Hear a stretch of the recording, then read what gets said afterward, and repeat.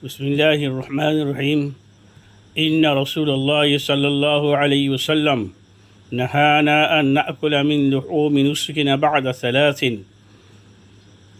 عن جابر رضي الله تعالى عنه عن النبي صلى الله عليه وسلم أنه نهى عن أكل لحوم الضحايا بعد ثلاث ثم قال بعد كلوا وتزودوا وادخروا সম্মানিত দর্শকেরা,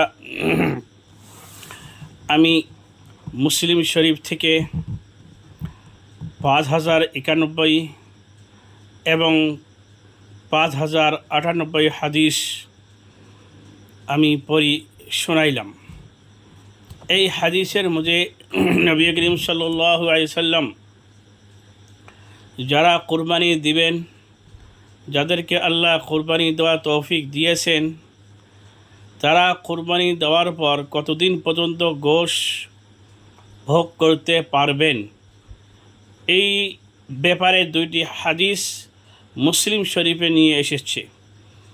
প্রথম হাদিস, যারা শুরু ইসলামের মধ্যে যখন কুরবানি দিয়েছিলেন, তখন নবী করিম সাল্লাল্লাহু আলাইহি সাল্লাম বলেছিলেন যে তোমরা 3 দিন পর্যন্ত গোশত ভোগ করতে পারবে বা গোশত খেতে পারবে। কিন্তু তারপরে 5098 হাদিসে, তো এই হাদিসটি জাবির রাদিয়াল্লাহু তাআলা আনহু থেকে রিওয়ায়াত আসে। উনি বলিয়েছেন নবী করিম সাল্লাল্লাহু আলাইহি সাল্লাম আমাদেরকে কুরবানি গোশত খাওয়ার 3 দিন পর্যন্ত অনুমতি দিলেন। সুম্মা ক্বালা কুলু ওয়া তাযাওয়াদু ওয়াদ্দাখিরু। কিন্তু তারপর নবী করিম সাল্লাল্লাহু আলাইহি সাল্লাম আমাদেরকে বললেন, এখন তোমরা 3 দিনের পরেও গোশত মাংস ভোগ করতে পারবা, এখন সফরেও নিয়ে যেতে পারবা, জমা করে যদি রাখো সেটাও অনুমতি দিয়ে দিলেন শরিয়াতে ইসলামিয়ার পক্ষ থেকে। তো মূল কথা হলো, ইসলামে শুরুর মধ্যে নবী করিম সাল্লাল্লাহু আলাইহি ওয়াসাল্লাম সাহাবাদেরকে 3 দিন পর্যন্ত গোশত খাওয়া এবং মাংস খাওয়ার অনুমতি দিয়েছিলেন, কিন্তু 3 দিনের পরে নিষেধাজ্ঞা ছিলেন।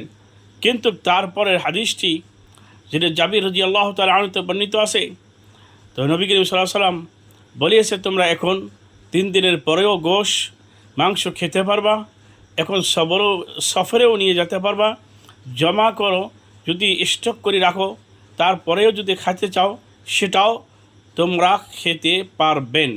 আল্লাহ তাআলা নবী করিম সাল্লাল্লাহু আলাইহি সাল্লামের প্রত্যেকটি হাদিস মোতাবেক যাতে আমরা বুঝি, আমল করতে পারি।